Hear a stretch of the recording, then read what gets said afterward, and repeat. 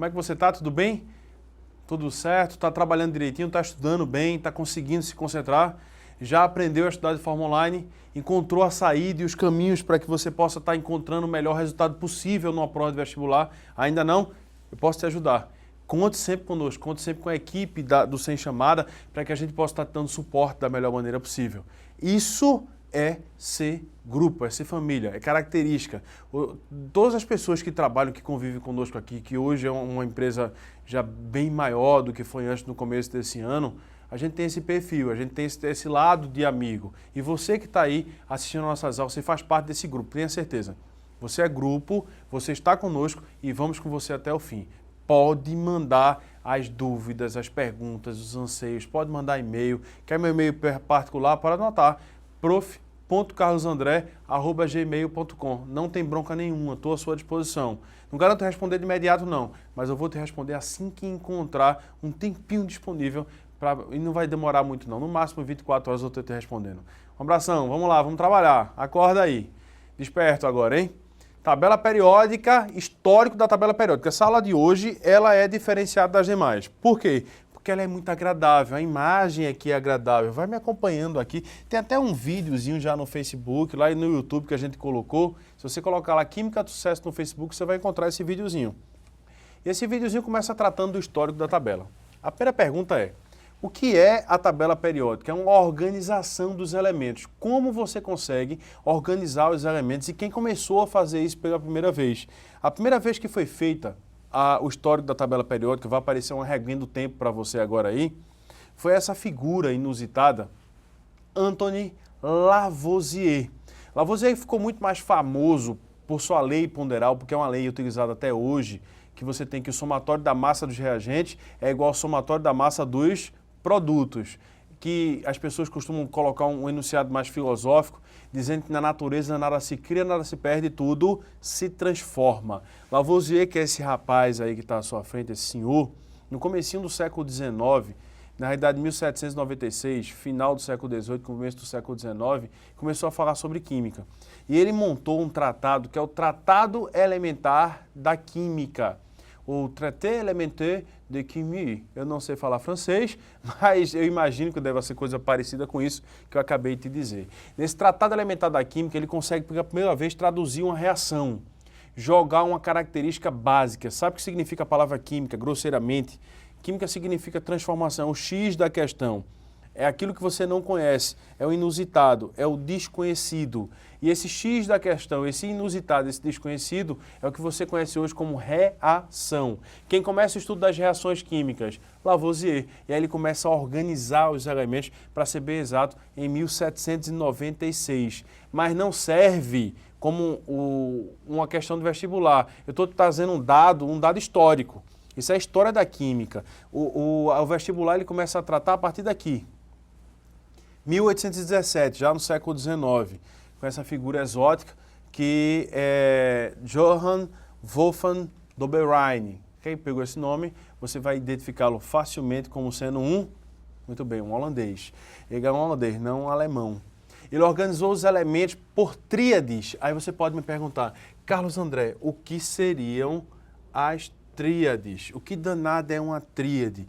Tríades são três, é uma organização de 3 em 3. Se ele fosse francês, seria trois.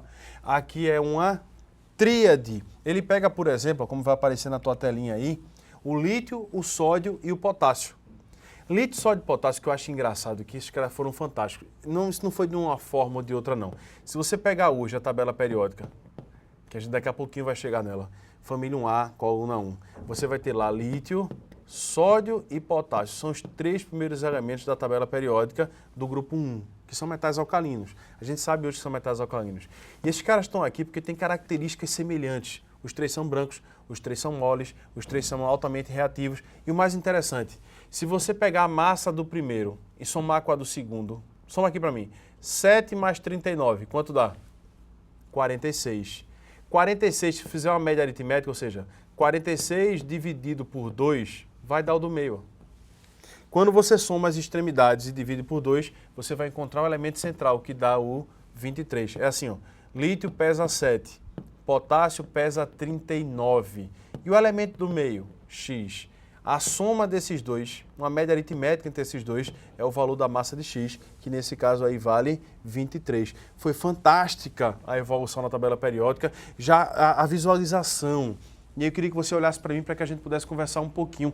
Esses homens que fizeram química, considerando que a química surgiu com Lavoisier, a química ciência surge com Lavoisier, com o Tratado Elementar da Química, na França, em 1796, a química surgindo dela surge a partir da visualização, de reações, de tentativas e de erros.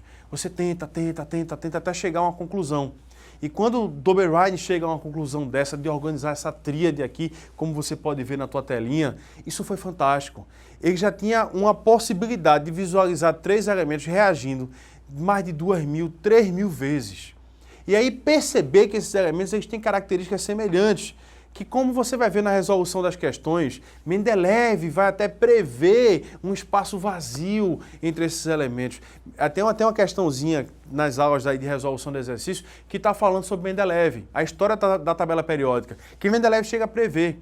Mas Mendeleev já é final do século XIX e Dobereiner é o comecinho, 1817. E ele já tem essa visualização, ele já consegue enxergar todo o romantismo da química. Foram passos gigantescos. Se alguém me perguntasse assim, Carlos André, em que você gostaria de voltar se possível fosse viajar no tempo? A minha resposta, sem medo de ser feliz, século XIX. Eu gostaria de passar pelo século XIX, porque foi lá que teve o início, o start da química. Mais de 70% do conteúdo do teu vestibular está no século XIX. O que muda no vestibular o tempo inteiro é o século XX e XXI, que são as características a partir de quântica, que aí vai mudar, não tem como não. Ano que vem a gente já vai estar falando um pouquinho diferente aqui, as provas mudam muito. Hoje, o perfil de prova hoje é uma prova que a gente chama de química descritiva, que não era assim no passado. É por isso que eu estou tentando te colocar no momento histórico aí da tabela periódica para que você possa entender tudo aquilo que eu estou dizendo. Vamos voltar aqui para a telinha. Vamos dar mais um passo nessa régua do tempo. Vamos continuar nossa viagem no tempo. Viagem comigo agora, por favor. Venha comigo nessa nave linda do conhecimento e vamos chegar até o ano de 1862. A primeira pergunta que você pode me fazer é: o que aconteceu nesse ato aqui? Por que de 17 a 62 não teve descoberta de modelo atômico, não teve uma evolução? A ciência parou, aí ninguém fez nada? Não, é porque na realidade pouca coisa foi descoberta. No finalzinho aqui, ó, nesse intervalo que eu estou riscando para você aqui, vai surgir a eletricidade. Aí quando surge a eletricidade, tudo muda de figura.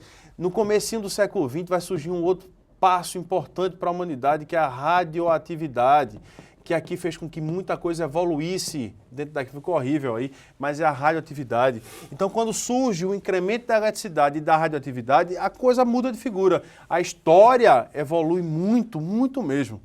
E aí nós vamos dar um passo aí nessa reguinha do tempo, chegando até 1862. Vai surgir uma imagem agora, que é o parafuso telúrico de Chancortot. Esse parafuso telúrico, por que parafuso telúrico? Porque foi o telúrio o elemento que foi dado nome por ele, a descoberta desses elementos, que eram 40, organizados por ordem crescente de massa atômica. Eu não sei como é que está a tua resolução, se você baixar um pouquinho agora o vídeo aí, ao invés de deixar em tela cheia, deixa a tela pequena, você vai perceber, ó, que aqui tem o lítio, o sódio e o potássio. Berílio, magnésio e cálcio. Boro e alumínio, carbono e silício. Eita, a tabela periódica está começando a se formar, tá mesmo. Não tenha dúvida que tá começando a ter característica de tabela, ó, lítio, sódio, potássio, que é a família 1A hoje em dia, berílio, magnésio e cálcio, que é a família 2A, boro e alumínio, que é o início da família 3A, carbono e silício, que é o início da família 4A. E ele começou a organizar esses elementos. E como era essa tabela organizada por Chancortot? Sinceramente, lembra muito um rolo de papel higiênico. Se você observar um rolo de papel higiênico, já deve ter brincado com isso quando era mais novo um pouquinho, ela tem essas linhas aí. É igualzinho essa tabela aqui, ó. Tem uma linhazinha que vai girando. Isso é uma primeira tabela 3D. Aí o pessoal fica dizendo que 3D é novidade. Não, é do século XIX, 1869. Isso é um rolo parecido com um papiro que você pode girar e enxergar essa tabela periódica. Está em madeira, é uma coisa linda essa tabela periódica aí. Aí vinha lítio, aqui embaixo o sódio, mais embaixo o potássio, berílio, magnésio, cálcio. Essa ordem crescente aqui era uma ordem crescente de massa. Ele organizou por ordem crescente de massa, indo de cima para baixo. Esse é o parafuso, porque girava. Telúrico por causa do telúrio, Duchamp cortou, que foi o seu descobridor. Os elementos semelhantes na mesma linha vertical. Falei aqui, ó, lítio, sódio, potássio, berílio, magnésio e cálcio, bório e alumínio, carbono e silício. Parafuso telúrico é o nome da tabela, a gente já falou sobre isso. E organizado por ordem crescente de massa atômica, que ele ia até o 40, o número atômico 40, que é o cálcio, que é o finalzinho da tabela periódica dele. O último elemento dele aqui era o cálcio. Quem foi o último elemento da tabela periódica? Duchamp cortou o cálcio, número atômico 20, número de massa 40. Se viu como tabela? Se viu. Foi uma evolução? Foi sim, foi uma evolução. A gente saiu das tríades, já começou a ter característica de família, tal, já está mais organizadinha. Aí surge uma tabela em 66, 4 anos depois, que não serve para cunho científico, mas ela é muito romântica. São as oitavas musicais de Newsland. Newsland, ele era muito parecido com o professor de física de vocês. Aí eu queria que você olhasse para mim agora. Newsland, ele é a cara de César, não fisicamente, mas em perfil. Cezinha, que é professor de física de vocês, é físico, é músico e não dorme. Newsland era físico, era músico e não dormia. E era de um romantismo a toda a pele. Era impressionante como Newsland ele trouxe um romantismo para a química. Ele colocou os elementos em notas musicais. Quem vê essa partitura diz que está invertida, não tem nada de música. O conhecimento musical meu é zero. Que isso para mim isso não é nem partitura, um bocado de bolinha pintada com risco para cima, para baixo, subindo e descendo, que são notas musicais que você está vendo ali, como se fosse dó, ré, mi, aquela coisinha lá que eu aprendi quando era criança, lá que eu achei naqueles filmes infantis musicais, que eu particularmente não tenho muita afinidade não. Mas Cezinha me deu um livro, inclusive, sobre a história da tabela periódica, a história de Mendeleev, e aí eu fiquei muito feliz. O professor de física de vocês é fantástico, pode ter certeza que é fantástico. E as oitavas musicais me lembra muito o Bolero de Ravel na Praia do Jacaré, em João Pessoa. Se você nunca teve a oportunidade de ir a João Pessoa, vá. Se você é da Paraíba, se orgulhe da Paraíba, porque é um estado maravilhoso. E esse Bolero de Ravel, como o próprio nome diz, vai tocar o Bolero de Ravel, no pôr do sol, na Praia do Jacaré, que é um rio. Não sei o nome daquele rio, me desculpe, mas sinceramente não sei. Tem vários restaurantes e tem um que foi o primeiro que criou lá o Bolero, que vai com saxofone, ele entra no barquinho, aí vai até o rio e o sol está se pondo, ele começa a tocar lá o Bolero de Ravel, o tan, tananana, e o sol vai se pondo, e quando ele dá o último acorde lá do Bolero de Ravel, o sol se pôs. É espetacular, é extremamente romântico, que minha esposa nunca escute, mas todas as namoradas que eu tive eu levei lá, porque é uma coisa extremamente romântica. É lindo esse bolero, é uma coisa, é mágica. Poxa, quase o Walt Disney. É um pouquinho menos, mas é bonito para assistir Tomorrow. É legal mesmo, é muito legal. E eu nem de comida de mal eu como porque eu sou alérgico, mas vale a pena. Na minha cabeça, essas oitavas musicais são assim: lítio, sódio, potássio, berílio, magnésio e cálcio, boro, alumínio, carbono. Funciona assim, vai voando na minha cabeça aqui. E a tabela periódica passou a ter um ar muito mais romântico. Por isso que eu não quero olhar para ali e imaginar que ali tem dó, ré, mi. Não me importa isso não. Para mim é um tan, tananana, tananana, tananana. Essa é a história da química. O pior, não serve. Não serve. É só história. Esse ponto aí é só história. Não serve como ponto científico. Ela não foi aceita como fazendo parte do histórico da tabela periódica. Vamos lá, vamos dar sequência aqui. Newsland. Essa aula vai ficar um pouquinho mais comprida, mas é uma aula muito gostosa, né? Prazerosa. É músico, é físico, cientista, metido a conhecer química, trabalhou a lei das oitavas. As propriedades químicas se repetiam de 8 em 8 elementos, muito parecido com o que a gente tem hoje, assim como as notas musicais se repetem. Seguindo a nossa escala, nós vamos chegar ao nosso último ponto e o mais importante na história. Como eu disse a você, meu amigo César me deu um livro que é O Sonho de Mendeleev. Como Mendeleev chegou até a tabela periódica dele. Mendeleev é essa figura que está aí na tua telinha agora. Nesse livro O Sonho de Mendeleev, que meu amigo César me deu, eu tive a oportunidade de conhecer um pouco mais sobre a vida de Mendeleev e um pouco mais sobre a história da tabela periódica. Mendeleev, pelo que é narrado, ele era um cara meio sisudo, meio chato, de poucos amigos. E estava indo dar uma palestra sobre pasteurização, porque ele era químico, realmente. Ele tinha a química na sua veia diferente dos outros, que eram físicos e estudavam química. Ele não, nasceu químico. Então ele tinha um conhecimento químico, digamos assim, mais sentimental, mais à flor da pele. E Mendeleev ele começa a trabalhar a organização desses elementos num trem, jogando paciência com um baralho. Por isso vai aparecer essa imagenzinha agora aí de um baralho. Jogando essa paciência, ele percebeu que colocando as fichas dos elementos por características reacionais, por características semelhantes, ele conseguiria montar um quadro. A estrutura da tabela periódica de hoje, que você vê aquele riscozinho, daqui a pouco ela vai aparecer para você aí, foi desenvolvida por Mendeleev. O único erro de Mendeleev, que eu não posso nem classificar como erro, a única falta de conhecimento de Mendeleev é porque ele organiza, assim como seus antecessores, a tabela periódica em ordem crescente de massa atômica. Organiza em ordem crescente de massa atômica. E isso é um problema, porque existe dentro da química uma coisa chamada de isóbaros. O que são isóbaros? São átomos diferentes, mas que apresentam a mesma massa. Aí eu vou colocar dois átomos diferentes porque tem a mesma massa. Por exemplo, eu peso 101,6 quilos. Me pesei hoje de tarde. Se eu peso 101,6, quer dizer que todo mundo que pesa 101,6 é igual a mim? Não. Essa é a bronca dos isóbaros. Você pode ter massa igual e ser completamente diferente. Mas eles não tinham como fazer diferente disso, porque eles não conheciam o número atômico. O número atômico vai surgir mais na frente. Com quem é que surge o número atômico? Esse número atômico ele vai surgir com a tabela periódica atual. Henry Moseley. Moseley era um menino quando fez isso. Quando os elementos químicos são agrupados em ordem crescente de número atômico, observa-se a repetição periódica. Anote isso aqui, chama-se periodicidade. A repetição periódica numa mesma linha. Se você tiver uma propriedade com crescimento vertical para cima ou para baixo, isso é uma propriedade periódica que vai se repetir periodicamente. Ok? Vamos dar sequência aqui rapidinho. E aí o que foi que Moseley criou? Dentro do que Mendeleev tinha feito, ele mudou um pouquinho a estrutura. Essa base da tabela, como você está vendo aqui, ó, essa estruturazinha aqui, chegando até a prever os espaços vazios, Mendeleev. Não tenha dúvida que foi Mendeleev. Mas quem organiza essa tabela pela primeira vez em ordem crescente de número atômico? Henry Moseley. Um menino, tinha 21 anos quando morreu, e já tinha descoberto um número atômico que mudou a sequência da química.